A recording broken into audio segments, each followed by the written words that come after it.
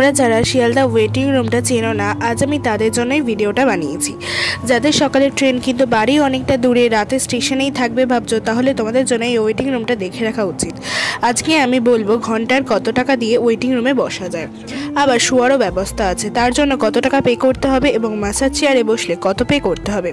এখানে কোমর ব্যথা অথবা একটু রিল্যাক্স হতে চাইলে সহজে এখানে পে করে ম্যাসাজ চেয়ার অথবা ফুড স্পাটা তোমরা ইউজ করতে পারবে। আর গরমকালে অবশ্যই এসি চলবে তাতে, আর শীতকালেও কিন্তু রুমটা গরমই থাকে। তো এবার আসল কথায় আসা যাক। যদি তুমি ওয়েটিং রুমে বসে থাকতে চাও তাহলে 1 ঘন্টায় 12 টাকা, আর শুতে চাইলে 72 টাকা।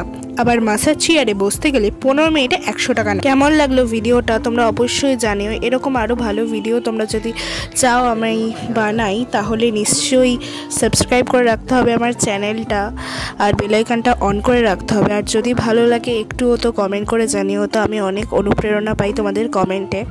চলো টাটা বাই বাই, আবার আসবো কোনো নতুন ভালো ব্লগ নিয়ে। Bye bye.